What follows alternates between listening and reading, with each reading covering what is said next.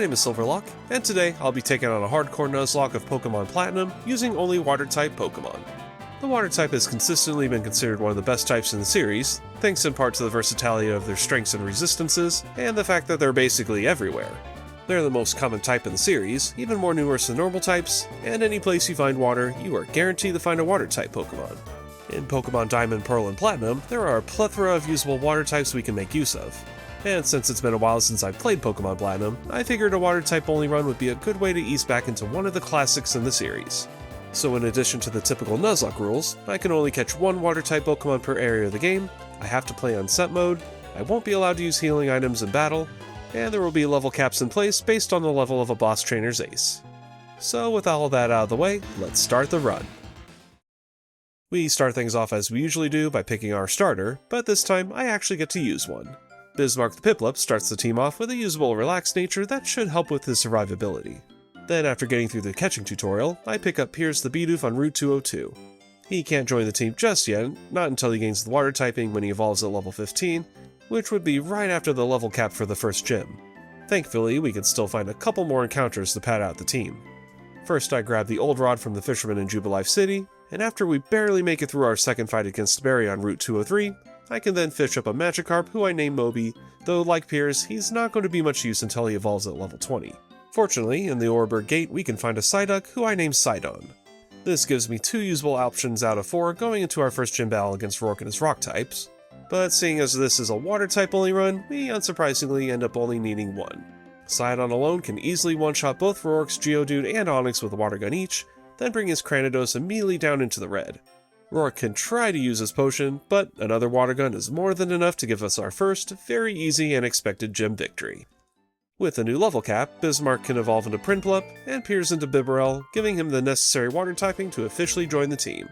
Our next stop is the Valley Windworks, where we can find our next encounter, a Shellos who I name Poseidon. We then have to take on Team Galactic's Mars, who tends to be many players' first major speed bump in a Gen 4 playthrough. And despite usually being relegated to being our HM mule, Piers can more than pull his weight at this point in the game. I start by increasing his defense with Defense Curl, which becomes +2 thanks to his simple ability. Mars' Zubat can't do much damage with Bite, so I end up deciding to go for a third Defense Curl to make it +6. But a Tackle isn't even going to bring it down to half, and after another weak bite, Zubat decides to switch to Toxic before going down with a couple water guns. Piers is now on a timer, which isn't helped thanks to a fake-out flinch from Mars' Perugly, but thanks to the defense boost limiting the damage of its scratches, along with a held Oranberry, he still has the opportunity to land a super effective Rock Smash that only does about a fourth, and doesn't get a defense drop. With the toxic damage piling up, I switch to Bismarck who's holding a Quick Claw, and at this point the only thing we can do is start going for Metal Claws. Lucky for us, our first one gives him an attack boost, helping a second Metal Claw bring her below half and activate her Oranberry. The next one manages to give Bismarck another attack boost, but another scratch brings him down into critical hit range. At this point, I don't have much of a choice but to keep him in. He just needs to land one more Metal Claw, and Perugly doesn't get the crit. Once again, Bismarck toughs it out and lands the final blow, helping us get past our first expected hurdle of the run.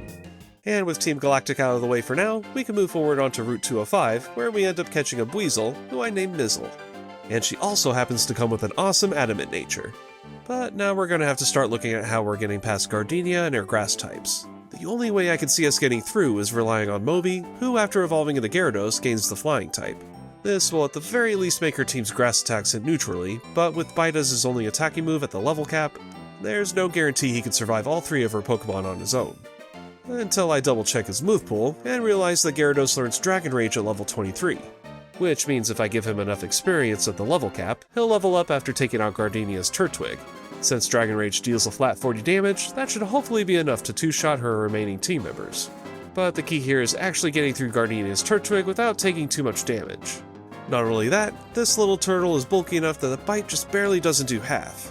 It sets up a Reflect to reduce our damage, but a second bite does end up getting the flinch on the next turn. A third bite just barely doesn't KO, so Turtwig is able to get off a Razor Leaf before Gardenia heals with a Super Potion. We continue to use Bite, getting the flinch when we bring Turtwig back to half, just in time for the Reflect to run out. Another bite still can't get the KO, allowing him to set up another Reflect, but this is actually okay, as this means Moby won't take any more damage than he needs to before Turtwig finally goes down. With that, Moby levels up and learns Dragon Rage, which ends up being more than enough to take Gardenia's Cherrim down with a couple hits. But not before a Grass Knot does some decent damage and activates Moby's held Oranberry. Roserade takes the field, and she immediately outspeeds and paralyzes Moby with a Stun Spore, though he manages to fight through her land of Dragon Rage, leaving the Roserade with just over half HP after healing with her Citrus Berry. So it all comes down to this. Moby has to survive a Magical Leaf or Grass Knot, and must fight Paralysis in order to get us through. She ends up going for Grass Knot, leaving Moby with just 9 HP, and he manages to fight Paralysis and land a final Dragon Rage. Thanks to Moby, we've made it through possibly our hardest opponent for a good chunk of the game, earning us our second badge. After that, we have a relatively easier fight against Jupiter in the Team Galactic building, though I get a bit miffed when it takes 3 Dragon Rages to take down her Skuntank. I swear, it looks like it has exactly 81 HP. We then make our way to Hearthhome City, and my first stop ends up being the Pokemon Fan Club, where we can obtain the Poffin case, which may come in handy later for a specific reason. I then go and pick up our future Vaporeon from BB, who I named Triton. Nizzle evolves into Floatzel and learns Crunch, just in time to be put to good use against Fantina and her Ghost types.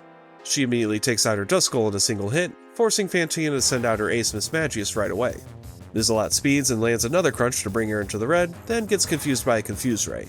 And because Mismagius is packing Magical Leaf, I don't want to risk Nizzle hurting herself and open her up to a KO, so I switch to Moby, who tanks it easily. He also gets confused by a Confuse Ray and hits himself right away on the next turn, but he manages to fight through after taking a Shadow Ball, then connecting with a Bite to take Mismagius down. That just leaves her Haunter, but since it's a physical attacking Haunter, we have nothing to worry about. It just lands a weak Sucker Punch, then goes down to another Bite, more than enough to give us our third Gym Badge. After an easy fight against Sperry, I go ahead and pick up the Good Rod on Route 209, then immediately fish up a Goldeen, who I name Namor. I then grab the Water Stone from the Salacion Ruins and immediately use it to evolve Triton into Vaporeon, although he doesn't really know any usable moves at this point, so he'll have to stay in the box for a while. I then head to Route 215 to find a Marill named Demix, who can immediately evolve into Azumarill, but he ends up having the much less useful Thick Bat ability instead of Huge Power, so we won't be seeing him much during this run. Poseidon then evolves into Gastrodon, and after a trip to the department store and playing some slots in the game corner, I grab some useful items and TMs to prepare for the rest of the run, including our next gym battle against Maylene. I went ahead and taught Sidon Protect and Psychic, the former in order to stop her Meditite's Fake Out, and the latter that ends up dealing close to 50%. But a critical hit Rock Tomb quickly forces me to switch Sidon out, bringing in Bismarck on a Drain Punch that does about a third. A Pluck just barely leaves Meditite with a sliver, but thankfully she misses her next Rock Tomb, letting Bismarck land the kill on the next turn. Maylene sends out her ace Lucario next, so I switch over to Moby to Intimidate and resist a couple Force Palms before going for a Dragon Rage. A third Force Palm manages to crit, but thanks to some Shell Bell recovery, Moby is in little danger. So after escaping the threat of paralysis from multiple Force Palms, Lucario goes down with a third Dragon Rage. That just leaves us Machoke, so I go ahead and switch to the newly evolved Poseidon, who easily resists a Rock Tomb coming in. He manages to land a critical hit Water Pulse on the next turn, quickly finishing Machoke off and winning us our 4th badge. After fighting some Team Galactic goons with Dawn, we finally get the Fly-Age gem, and then we start getting a whole slew of evolutions and new encounters. Sidon evolves into Golduck, then on Route 213 I find a Wingull I name Ariel, who quickly evolves into Pelipper and becomes our official flyer. When we arrive in Pastoria City, I quickly fish up a Remoraid in the pond and name her Ursula, who immediately evolves into Octillery. I then make a quick trip to the Great Marsh and find a Wooper who I name Jinbei. He evolves into Quagsire, and then Bismarck fully evolves into Empoleon. I can finally teach Triton a usable move, Ice Beam, which he uses to help us eviscerate Barry's Staravia and Grottle. After that, Ariel can easily finish the rest of Barry's team off, and then we can finally take on our fellow Water-type enthusiast, Crasher Wake. Ariel will be the one to start us off against Wake's Gyarados for one reason. Pelipper has the ability to learn Shockwave. Thanks to that, she can hit Gyarados quite effectively after it opens with a Bite, which spurs Wake into switching to Quagsire on the next turn to resist another Shockwave, which I probably should have seen coming. I go ahead and Roost to heal up a bit of damage while also removing Ariel's Flying type, which makes Quagsire's Rock Tomb deal neutral damage. I then switch to Bismarck to resist another Rock Tomb, and then take Quagsire out with a single Grass Knot. I pivot back to Ariel after Gyarados returns, and after healing with Roost following a resisted Waterfall and a Bite, another Shockwave takes Gyarados down, leaving us with Wake's ace Floatzel.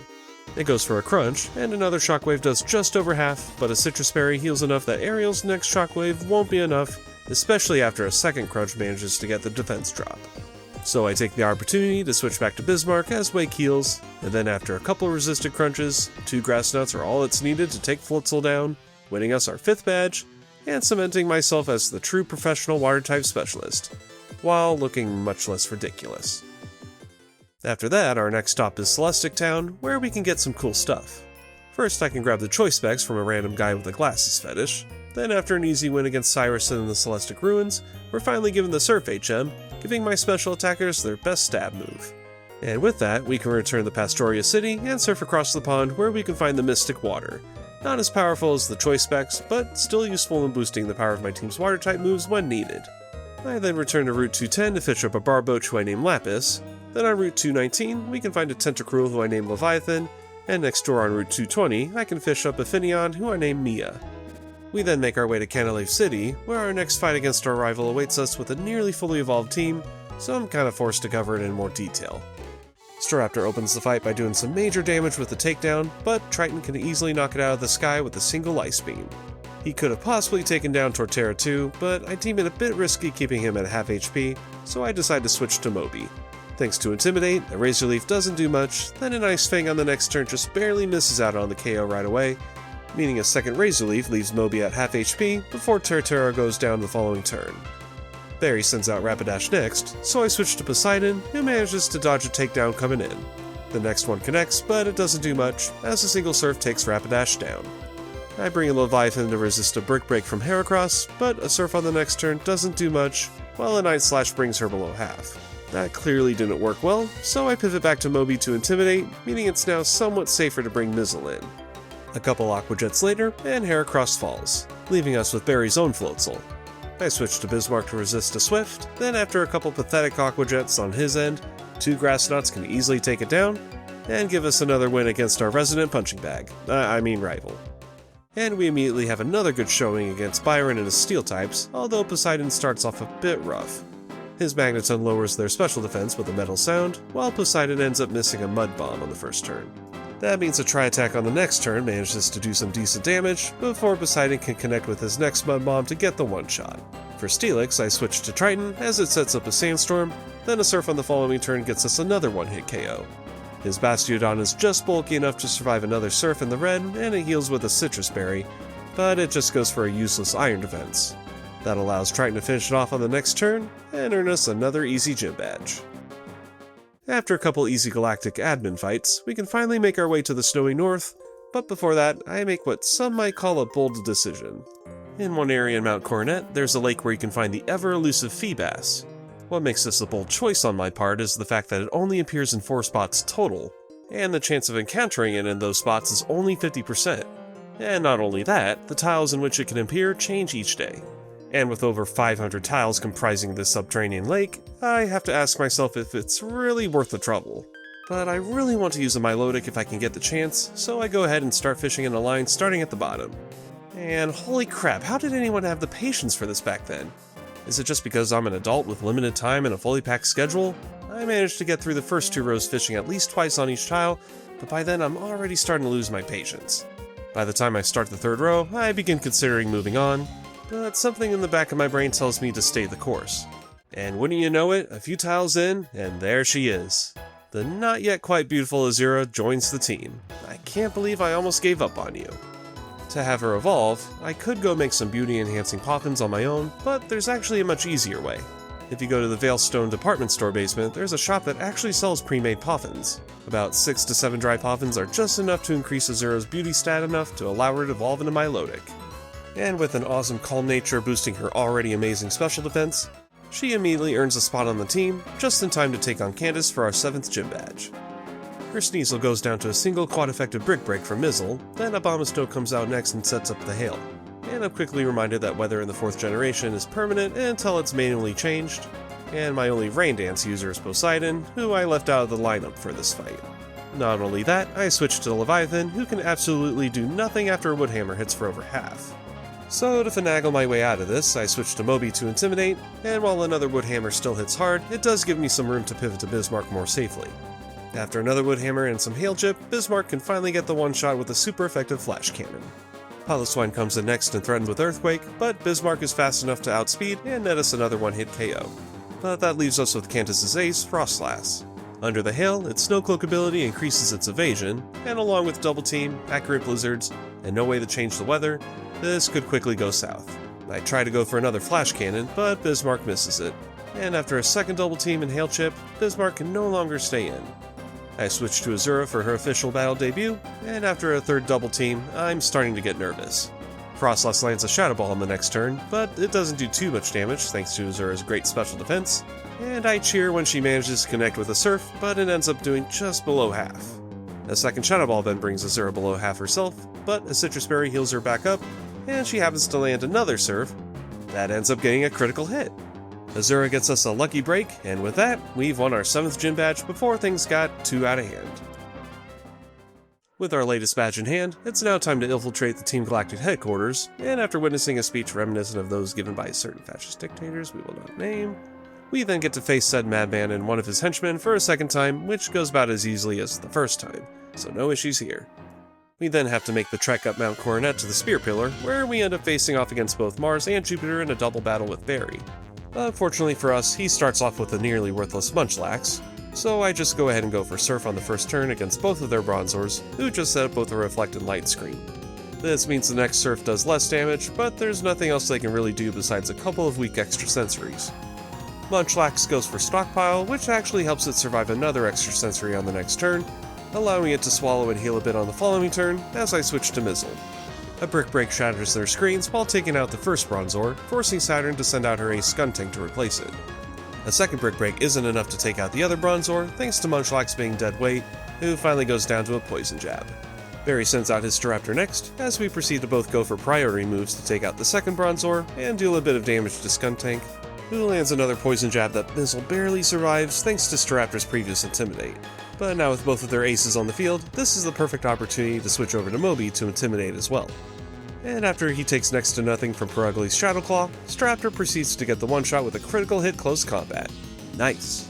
The first Golbat comes in next, and after Staraptor deals some damage to Skuntank with a takedown and activates its held Citrus Berry, the first Golbat ends up poisoning Moby with a Poison Fang, before being brought into the red with an Aqua Tail. Skuntank's Poison Jab tacks on some extra damage, so on the next turn we need to switch Moby out. I bring in Bismarck, and after a quick attack from Staraptor takes out the first Golbat, we're now officially in a 2-on-1 scenario. Skuntank ends the turn with a smoke screen, making Staraptor miss a takedown on the next turn, but Bismarck's Choice Specs boosted Surf nets us the kill, at the cost of some unfortunate friendly fire. But we're finally down to the last Golbat, and of course Barry sends out his least optimal team member to get one shot from another Surf, that ends up missing Golbat. But on the following turn, a final Surf manages to connect and take Golbat down, while Barry's Voltzel manages to just barely hang on to savor our victory. And after that, we're forced to enter the Distortion World after Cyrus pisses off the Pokemon equivalent of Satan, and after taking an embarrassing amount of time figuring out where to go. It's been a while since I played this, okay? We finally face off against Cyrus for the final time, and this time his team is a legitimate threat. Poseidon starts by tanking a Dark Pulse, but a Surf just barely doesn't get the KO, forcing Cyrus to use a full restore in the next turn. At the very least, another strong Surf gives Poseidon back some HP thanks to his held Shell Bell, and after a Will-O-Wisp burns him on the next turn, another Surf is enough to take down Houndoom. Next is Gyarados. I initially keep Poseidon in, only for him to get hit hard and flinch from a Waterfall, so I'm forced to switch over to my own Gyarados to Intimidate and dodge an incoming Earthquake. Cyrus's Gyarados outspeeds to land a weak Ice Fang, but Moby's own Ice Fang is clearly doing more damage. So after a few turns of exchanging Ice Fangs, Moby can finish him off with...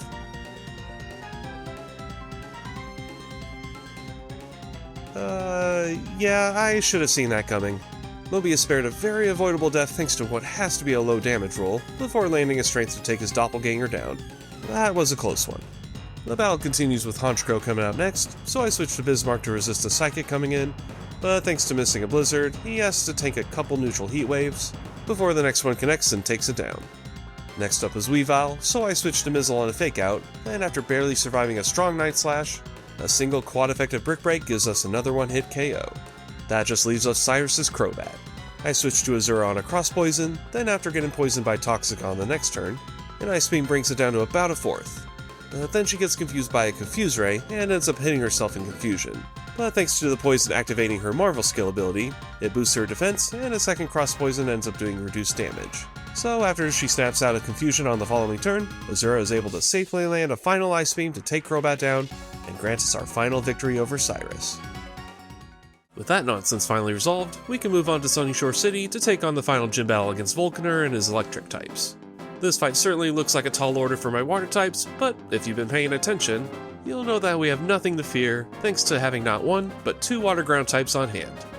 Jinbei gets his time to shine by taking out both his Jolteon and Ace Electivire down with a single Earthquake each, but Luxray is able to barely survive after Crunch brings Jinbei down to the red.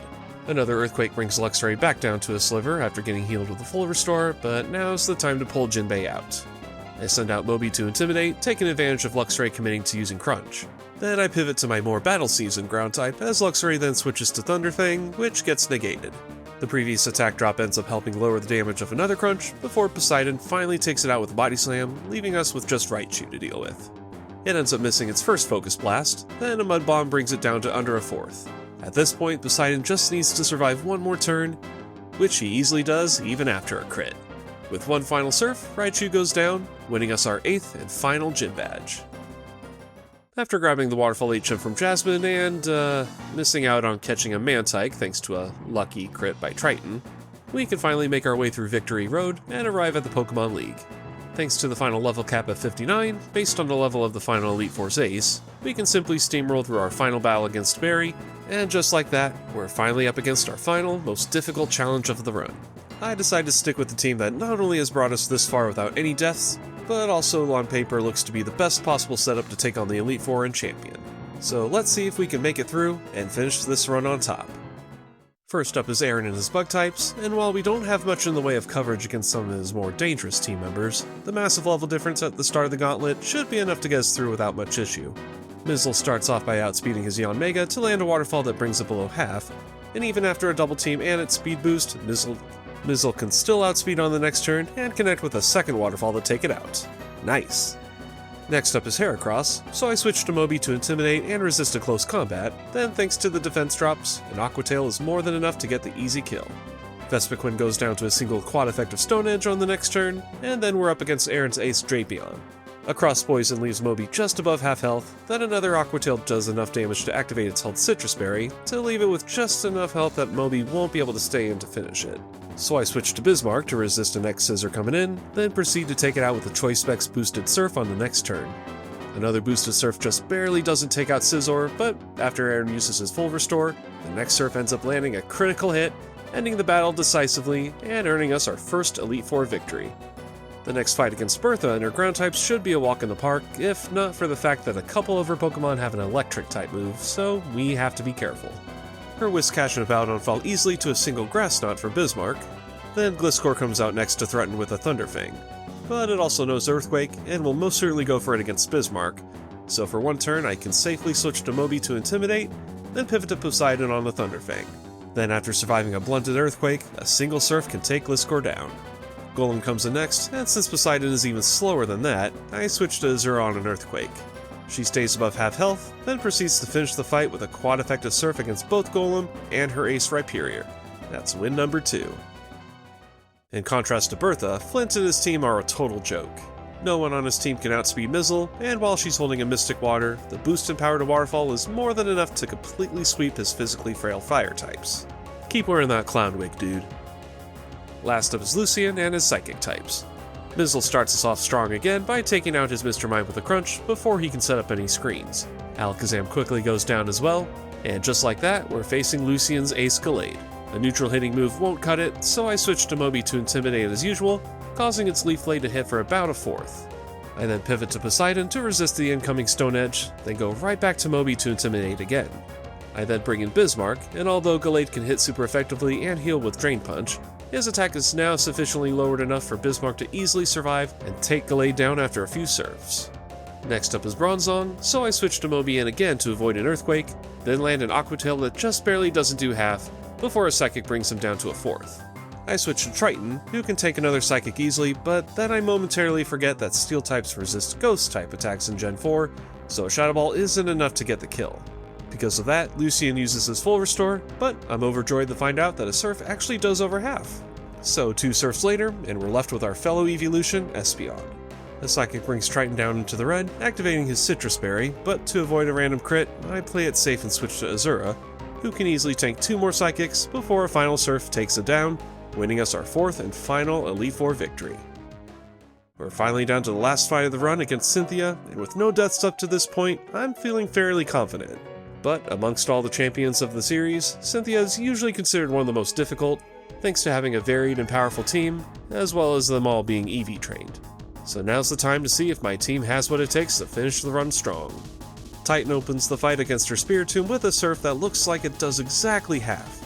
I'm not confident that a second Surf will be enough, and it turns out I'm right. Spiritomb survives on a Sliver, while a Shadow Ball brings Triton below half and activates his Citrus Berry.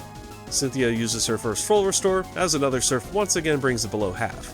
Then on the next turn, Cynthia switches to Roserade, probably her most dangerous Pokemon against my team. It's guaranteed to be faster than most of my team and hit hard with a super effective Energy Ball, so after thinking it through, I realize I don't have much of a choice.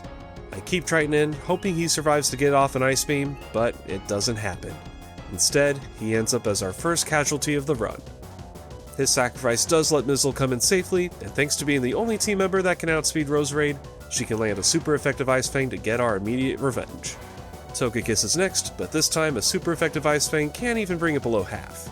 And as a result, an unlucky critical hit Shockwave manages to take Mizzle out as well. This is not good. It's one thing to be down 2 team members, but we've only taken down one of Cynthia's Pokemon at this point. I bring Poseidon next to tank an Air Slash, but then an Ice Beam still doesn't get the KO. Another Air Slash risks flinching, but Poseidon fights through to finally take Togekiss down. This leads to Cynthia sending out her Ace Garchomp next, so I send in Moby to Intimidate. But even with the attack drop, its Dragon Rush still deals nearly half, while an Ice Fang brings it down to a 4th and activates its Citrus Berry. It's a huge risk, but something tells me that this was a high roll, so I keep Moby in to take 1 more Dragon Rush. And I was right. Moby survives on 20 HP, and another Ice Fang brings Garchomp down. But her Lucario is a much bigger threat to my remaining team.